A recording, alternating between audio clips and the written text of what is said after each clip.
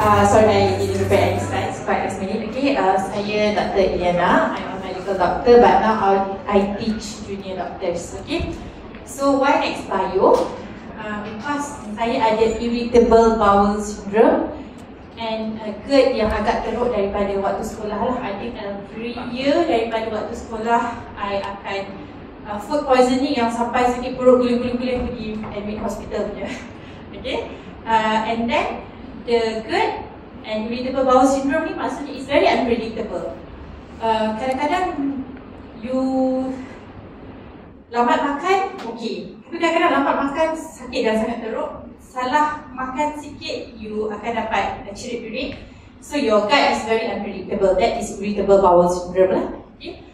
And then moving on, I've been diagnosed with major depressive disorder since 2016. Revised to bipolar disorder last year. So you know when your primary brain is not so stable, okay, it akan affect gut juga. Okay, so part of the depression, so bipolar ada depression component and ada hypomaniac component. Basically hypomaniac means your brain akan go overdrive, you cannot sleep, you have extra energy, but most of the time it's the depressive side. So you have low energy, you have low appetite, you have low mood, and part of the depression you akan dapat anxiety juga. Okay, so after COVID, after the pandemic, I started to have bila I nak naik public transport atau I nak run courses, which is my job because I went training, nak run online course, I akan pergi toilet 3-4 kali. So I cakap dengan husband, I'm not afraid. I tak tahu kenapa I started to go to toilet.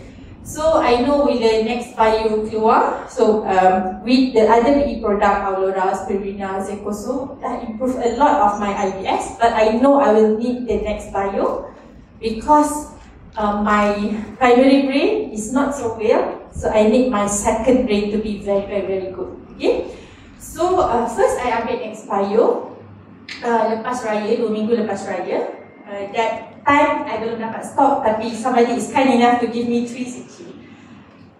So I terus ambil 3 cc because sebab lepas raya and ada issue with my emotion sikit waktu tu. So I sembelit yang seminggu sekali pergi toilet. You bayangkan lepas raya, you hari-hari makan rendang apa semua. So my perut like bloated macam up to the point I rasa nak pergi scan I pregnant atau tidak. That was the bloated lah. Semua baju semua tak boleh kancing. So I ambil 3 cc sahaja.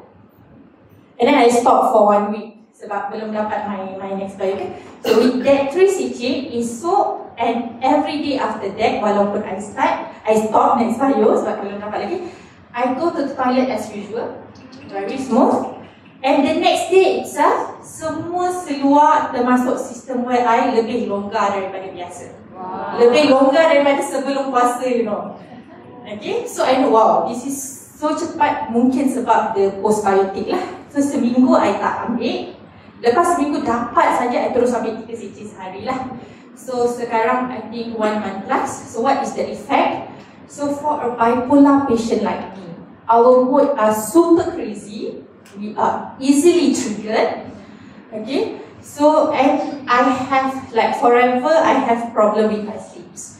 With Aulora socks and the scarf, 3 nights I can ditch my sleeping pills with Aulora socks and scarf. Tapi I still need my daily medication baru I boleh tidur lah. So Perth trip, any flight, I tak boleh tidur siang. Malam I only can sleep with my medication. I have tried a lot of supplement, all backed by science, to help with sleep. Ashwagandha, banyaklah I don't want to mention. Tapi yang paling kuat pun boleh buat I rasa mengantuk, but I cannot sleep. I still need my meds. Nextbio is the only one boleh buat I tidur naturally. So the past 1 month, I would say 1/3 of the night I tertidur, tak sempat nak ambil my ubat yang I kena ambil sebelum tidur lah kan. Because I ready nak tidur baru I ambil ubat, because then I will knock down to sleep. Tapi I think dah banyak malam I terlupa ambil ubat, so I tertidur before I ambil ubat tu. And during this Tokyo trip, I tertidur banyak kali dalam flight. I tengok movie pun I tertidur. My brain is so healthy now.